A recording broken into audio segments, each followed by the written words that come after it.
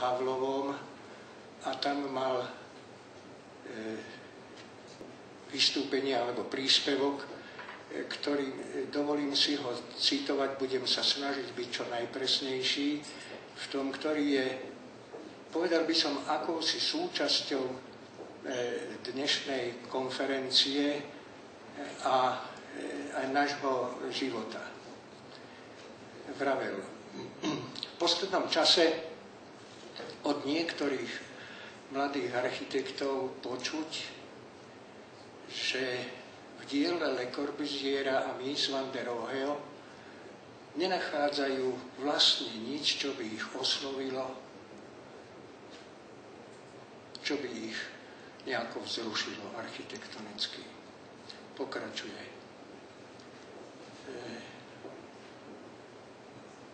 Niektorí mladí si myslia, že je potrebné zavrhnúť minulosť. Že architektúra je strela na špici s avantgardou architektonickou, ale on si myslí, teda ja si myslím, on hovorí, že kultúru architektúry možno skôr prirovnať k morským vlnám, ktoré niekde vznikajú, niekde sa spájajú, niekde narážajú do seba, niektoré zanikajú a niektoré sa spájajú v jednu veľkú vlnu. Dennodenne sa pri práci presviečame o tom, že sme súčasťou vln, ktoré vznikli začiatku minulého storočia. To bol profesor Maki. Keď sme na akademickej pôde, dovolím si predstaviť seba. Začal som v 51.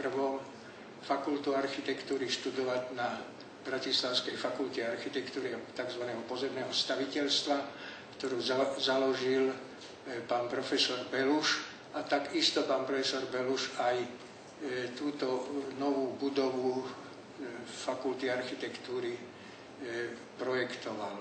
Keď sme začínali my v 51., tak sme do niektorých miestností ešte nesmeli vstúpiť, pretože podlahoviny boli mokré a čerstvé.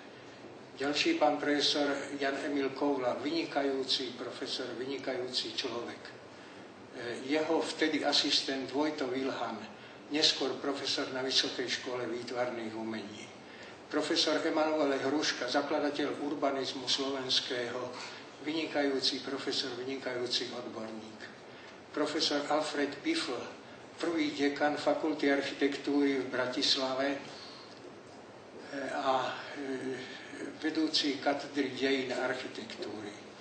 Profesor Jozef Lacko, profesor Eugen Kramár, ktorým ma síce jediný z tých neučil, ale som sa s ním veľmi skamarádil až potom niekedy v začiatku 60. rokov v Združení projektových ateliérov, ktoré on viedol jeden, ja som viedol druhý a tak ďalej, aj ostatní títo. Vynikajúci architekt. To som ja v ateliéri profesora Karfíka na fakulte architektúry v Bratislave asi z roku 54. To je môj diplom z fakulty architektúry podpísaný profesorom Karfíkom, dekanom, vtedy dekanom fakulty, a profesorom Fuchsom, predsedom štátnicovej komisie. To je profesor Karfík, to je profesor Fuchs. Vďaka všetkým pedagogom, ktorí ma učili, a prajem všetkým architektom mladším aj študentom, aby mali dôvod si tak ctiť a vážiť svojich pedagogov, ako si ich vážime my. K mojim prácam. Môj celý profesionálny život v podstate je veľmi jednoduchý. Ja som končil fakultu architektúry a dostal som povinnú miestenku s nástupom na stavoprojekt. A tam som bol pridelený do ateliéru pre projektovanie školských stavieb. No už tak som sa dostal vlastne k školským stavbám. Pre mňa to bol samozrejme nový problém a som ho veľmi študoval. A trvalo to v podstate 10 rokov, čo som robil, projektoval stavby pre školstvo, nie len na stavoprojekte, ale potom i pri zakladaní Ústavu školských a kultúrnych staví. Aj v Prahe som bol pri tom, keď sa zakladal, aj pobočka v Bratislave. Jednou z prvých prác mojich, čo som dostal, okrem tých osadzovačiek niektorých škôl, ako to na stavoprojekte sa robilo vtedy, pretože škôl bolo treba strašne veľa po vojnovom čase, jednak strašne veľa detí, povinná školská, predĺžená povinná školská dochádzka, povinné zamestnanie aj žien a tak ďalej a tak ďalej. Dostal som zadanie robiť školu v Bratislave Prievoze. Typovú školu so zadaním, typovú školu štátneho typizačného ústavu.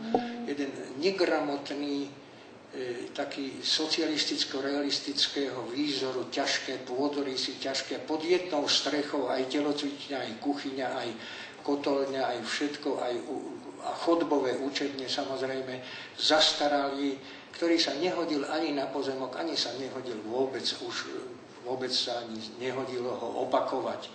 Ja som vtedy ponúkol investorovi, že za tie isté peniaze na projekciu, za tie isté peniaze pre realizáciu vyprojektujem školu inú, ktorá bude odpovedať vtedajšej, teda súčasnej dobe, modernej pedagogike, didaktike, modernej hygiene, modernej psychológii. Toto je ukážka prievozkej školy, ktorá sa veľmi ťažko sa rodila.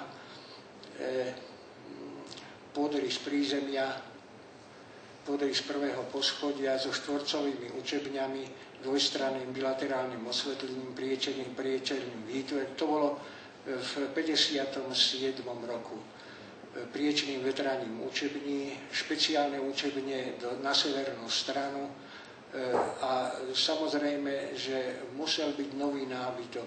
My zo staršej generácie si veľmi dobre pamätáme, ono to už tí naši mladí kolegovia, ktorí teraz chodia do školy, nezažili, že ešte v 50. rokoch sa používali ťažké drevené lavice v učebniach, kde učebne boli drhé 9 metrov až 9 metrov 60.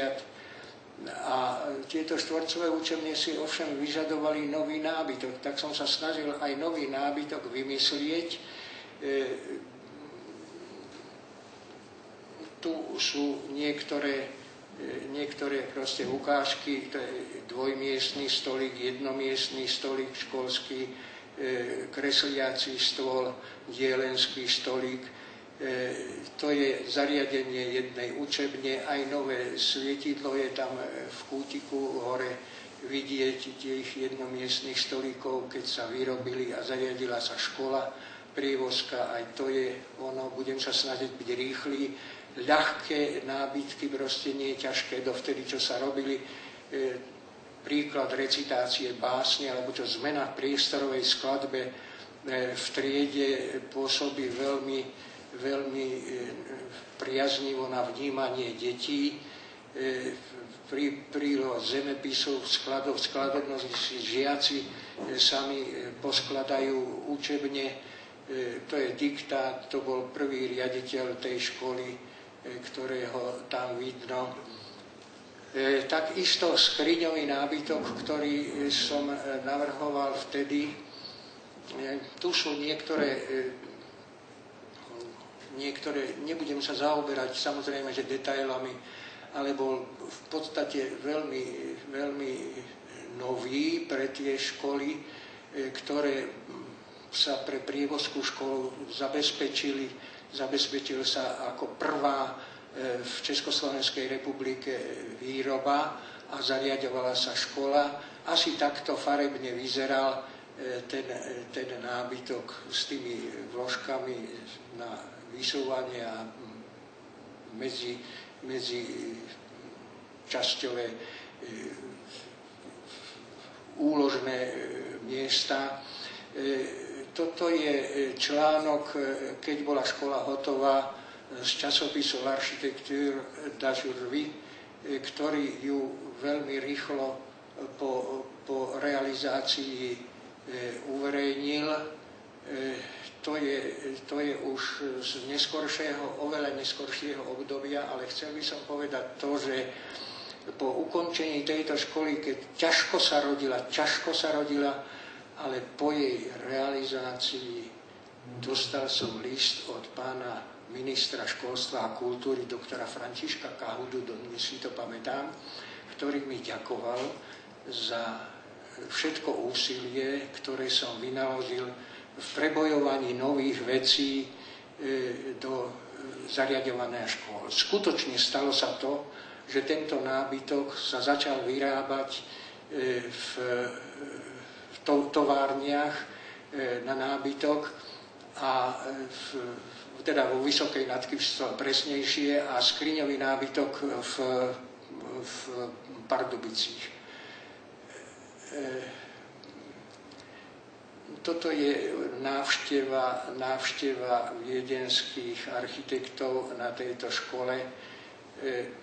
Ono to celé skončilo samozrejme, že tak, že tento nábytok sa sériovo začal vyrábať a odvtedy sa zariaďuje ním všetky školy v Československu a v Čechách a na Slovensku až na to, že podstúpil niekoľko zdrvujúcich zlepšovacích návrhov, tak ako bývame na to naučení, ale predsi to vytvorilo revolúciu v zariaďovaní škôl. Toto je dva autobusy viedenských architektov, ktorí navštívili školu a Bratislavu. Toto je obálka knihy, ktorú som robil s profesorom Karfíkom a s Vietlou Karfíkovou, Nové smery vo výstavbe škôl. Tu sme v 63. roku, myslím, že toto bolo v Trenčianskych Tepliciach. Áno, to je obrázok vysokoškolských domovov v Žiline. Áno, to je vysokoškolské centrum v Žiline. To je pôdorys spojených prízemí jednej skupiny vysokoškolských domov v Žiline. To je pôdorys prízemia vysokoškolského centra v Žiline. To je obrázok, perspektíva študentskej izby pre dvoch. A to je pôdorys jedného typického podlažia pre 24 študentov v výhradne dvojlôžkových izbách. Nechcem zdržovať, ako je dôležité to a študenti to najlepšie poznajú, proste tie kolektívne izby a strašné množstva a chodbové systémy, čo prinášajú nevhodné. To je letecký záber na areál Akadémie vied. Areál Akadémie vied som vyhral súťaž, keď bolo potrebné stavať tzv. Tretiu stavbu areálu Akadémie vied. To je situácia areálu Akadémie vied bratislavskej v rámci organizmu mesta v obvode mestskom poloha. To je taký organogram riešenia urbanistického toho areálu celkového. To je prvá situačka. To sú všetko návrhy zo 60. rokov. Model budova správy areálu, takisto v detailnejšom, to je Virologický výskumný ústav Slovenskej akadémie vied.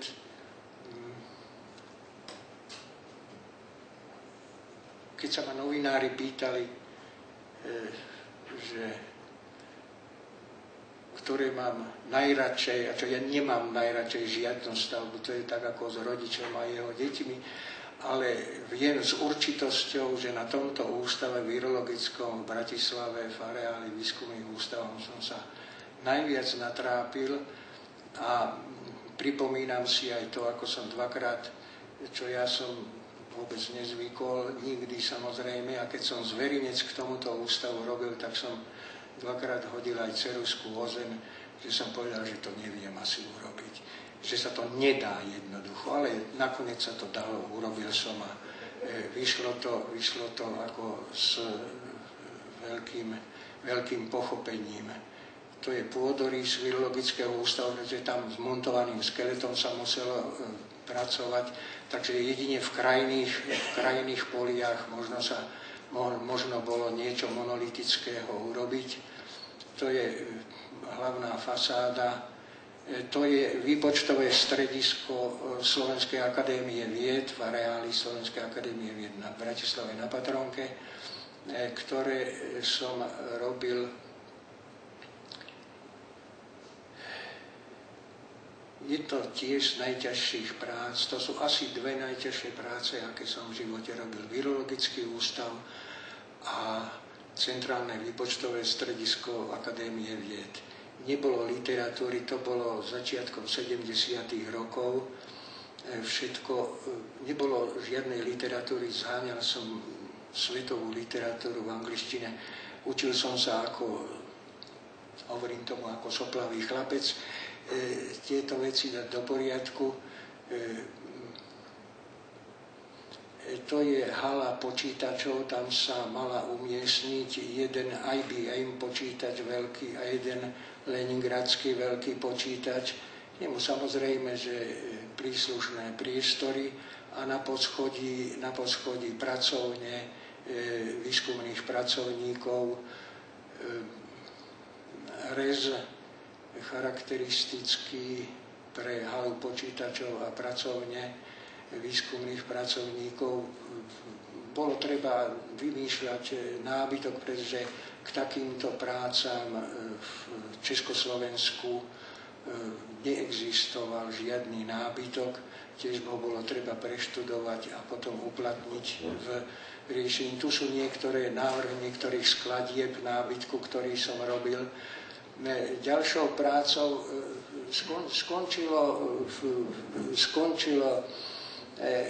celá tá práca skončila tým, že keď sa to už stavalo, keď boli projekty hotové Ústavu technickej kybernetiky, tak dozvedela sa to Československá akadémia vied a prišli za nami pracovníci požiadať, aby sme aj do Prahy na technickú sekciu na Mazanka Kobylisy tiež také isté vyprojektovali. Náš pán riaditeľ to akosi zatrhol, že nemáme na to kapacitu, čo som veľmi ľutoval, nakoniec aj dodnes, ale on potreboval, aby som robil ďalšiu robotu pre ministerstvo výstavby a techniky, na to som bol dobrý, pre integráciu. Integrácia koncom 70. rokov stala sa byť takým hitom svetovým alebo európskym najmä, no samozrejme, že svetovým v Spojených štátoch takisto. Začal som to tým, že som si myslel, že je potrebné naskočiť do tohoto vlaku, pretože prináša ohromné výhody, prináša ohromné úspory a na to veľmi sa to zapáčilo ministerstvo výstavby a techniky a boli ochotní vzhľadom na niektoré veci, ku ktorým sme záverom prišli, že budú platiť ďalšie. Ja som spravil taký tím z kamarádov, ktorí sa školám a kultúrnym zariadeniam rozumia. Honza Kovažovica z Prahy, z bývalého typizáku, nenapadne ma meno, aby som nezdržoval, Svietlu Karfíkovú z Brna a niektorí z vývoja učebných pomocok z Bratislavy, tým, ktorým sme vlastne dokázali, že sme schopní v tej investičnej výstave u nás rozdrobenej do atomizovanej, do jednotlivých budov a v takom sídlisku roztratené, človek, aby chodil od budovy k budovy, aby volačo vybavil, že je to treba koncentrovať, že je treba proste, aby telocvičňa slúžila aj verejnosti, aj ihriska, aby kino slúžilo aj ako aula školská, aby reštaurácia, ktorá dopoludnia síce zamestnáva ľudí, ale nemajú robotu, až po obede, keď ľudia prídu, aby sa využívala pre školské jedálne a po obede pre verejnosť a tak ďalej, to len tak v rýchlosti poviem niektoré. Tu sú naznačené niektoré grafické štúdie v súvislosti s touto integráciou občianskych zariadení. My sme sa najmä špecializovali teda zo začiatku my, potom už vlastne len ja, na školské, kultúrne, telovýchovné a stravovacie zariadenia, ktoré veľmi dosť k sebe zapadajú a tá možnosť integrácie je najlepšia a najvyhovejúca. To je príklad situačka jednoho takého komplexu asi pre 4,5 tisíc obyvateľov. V podstate koncentruje tieto zariadenia tak, že vytráca sa to, čo po sídliskách bolo vtedy, že ak má človek dačo vybaviť, aby chodil po celom sídlisku z jedného konca na druhý, a tu sme to vlastne centralizovali, alebo som to už potom sám som robil. Toto je model jedného takého zariadenia pre 4,5 tisíc obyvateľov. Aj to je ten istý model, len trošku z nadhľadu.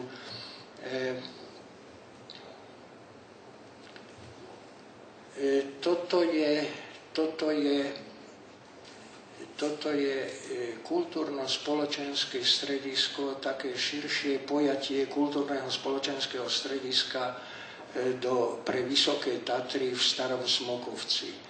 Pre toto kultúrno-spoločenské stredisko sa po vojni, od 45. roku sa rezervovala vo všetkých územných plánoch, ktoré sa spracovávali, pozemok vedľa, ktorý to poznáte, vedľa hotela Grand, ktorý bol napadnutý polomom a zvrúťal vlastne tam spústu stromov. Je to tá cestička, ktorá vedie k lanovke na hore do Tatier od stanice. To je situácia takého rozboru tejto práce, to je situačka k tomu, a teda tisícová situačka, hotel Grand, vidieť to, ten návrh kultúrno-spoločenského strediska a dom služieb. Inak v tých Vysokých Tatrách nie je absolútne nič. Nebolo a žiaľ ani do dnešného dňa nie je. Tento dom, toto je južný pohľad alebo perspektíva, takto vyzeral. Chcel zapadnúť do toho horského prostredia, bol celý postavený, aj obložený drevom, obložený kameňom, čo bolo treba, obložený drevom, čo bolo treba, postavený za 96 miliónov. Po prehodnotení v 91. roku, po predsednení bolo treba 96 miliónov prestavených, bolo treba ešte asi 14 miliónov v podstate na interiéri. To To je pôdorys prvého poschodia, sály zostúpajúc stáli s rovnou podlahou. To je pohľad severný, kto poznáte Smokovec od policajnej stanice.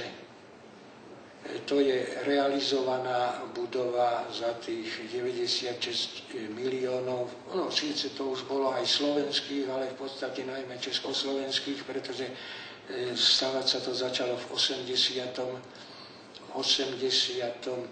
roku, bolo zahájené a tak toto vyzeralo v 90. rokoch po privatizácii. Dovolím si povedať aj mená. Pán Mečiar urobil ministra kultúry Slovenskej republiky, pána doktora, lekára, doktora Hudeca, ktorý bol predtým riaditeľ, v predchádzajúcom režime riaditeľ štátneho sanatória. A tento pán minister kultúry, pod ktorého rezort patril ten Kulturhaus, ho predal za 1 korunu v tomto stave pánu Širokému, predsedovi Harvardského fondu na Slovensku, bez podmienky ďalšieho pokračovania, a pán Široký nechal niektorému mladému architektovi urobiť štúdiu, že ako sa z toho dajú urobiť byty, pretože on si zaumienil, pán miliardár Široký si zaumienil, že chce mať nejaký byt v strede Tatier, v strede Starého Smokovca. Nechal to 10 rokov celé zarastať takouto náletovou zeleňou a robil som aj taký pokus, že ja tomu pomôžem, lebo že niekto, kto by pokračoval v tom, nepodarilo sa mi. Jedna holandsko-slovenská spoločnosť investičná by bola aj ochotná, ale potom v podstate stavala v Bratislave Petržalke rad bytoviek, takže upustila od toho. No, zostalo to asi v takom celom stave, jak toto, ale smutné na tom je to, že po tom predaji za korunu, ja to mám informáciu od právnikov z Ministerstva kultúry, ktorí robili zmluvy Ministerstva kultúry a s Harvardským fondom, pánom Širokým, o prebratí do vlastníctva. To bola tá divoká privatizácia, kedy bol pán predseda Mečiar predsedom vlády a keď prehlásil, že tieto najbližšie voľby musíme vyhrať, pretože ináč pôjdeme všetci do basy. Kto si na to pamätáte, tak si toto. Predo mňou stojí aj dodnes otázka, niet naozaj spoločenskej pomoci proti tým veľkým peniazom. Pán minister Hudec si postavil po asi 4 rokoch od tejto privatizácie svoj nový rodinný dom pod Slavínom v Bratislave, ktorý to poznáte trochu, a tak ďalej. Ukazuje sa, že naša spoločnosť nemá sily. Je to jeden negatívny príklad, ktorý som chcel v rýchlosti naozaj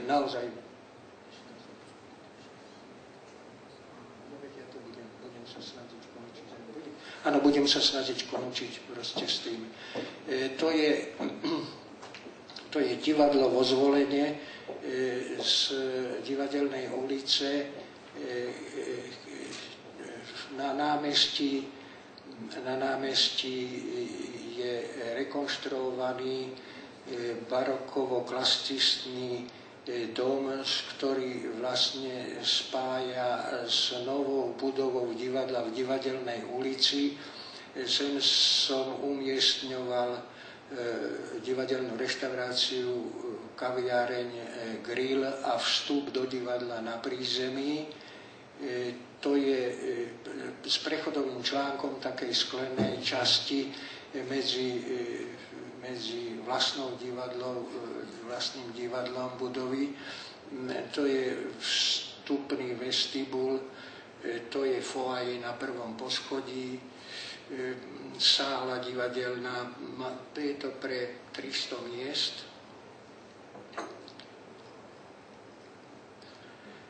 Po 10 rokoch existencie tohoto divadla spravili slávnosť v divadle a dali takúto medailu s venovaním, že to divadlo je dobré. Ja si toho veľmi vážim dodnes, pretože to sa nám architektom málo kedy stáva, že by po 10 rokoch nám užívateľ a investor dal toto. Túto fotografiu, tento obrázok určite všetci poznáte. Je to prezidentský palác v Bratislave, ktorý býva tak každý tretí deň v televíznych novinách. No ja pozerám aj české, tam nebýva tak často. To je vstup do toho. Bol som poverený asi touto najzávažnejšou úlohou svojej architektonickej praxi s rekonštrukciou tejto barokovo-rokokovej budovy bývalého Grasálkovičovho paláca na prezidentský palác. To je vstupný vestibul, taktiež vstupný vestibul, sala teréna, v ktorej sa poriadajú výstavy. Na prvom poschodí vstup do prezidentských priestorov, to je pracovňa prezidenta, to je prijímací salón prezidenta, to je hlavná sála, kde sa dávajú všetky ocenenia a menuje sa vláda. Robil som rekonštrukciu budovy, robil som interiéry, robil som exteriéry a riadil som aj potom záhradu paláca, ale tam už architektúru robila Dana Marcinková. To je zelený salón, takisto zasadačka, to je priestor pred pracovňou manželky prezidenta, to je pracovňa manželky prezidenta, to je letecký pohľad na areál celého paláca a záhrady, situačka tej časti, ktorá prilieha k prezidentskému palácu, pohľad zo strechy na rekonštruovanú barokovú záhradu. Pán profesor Kyselka to asi pozná, toto.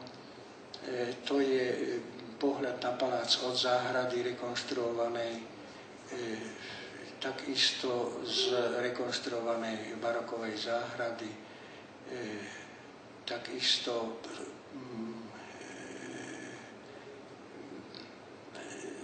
sústredili sme niektoré originály sochárskych prác do jedného miesta na také lapidárium. A to je posledný obrázok, ktorý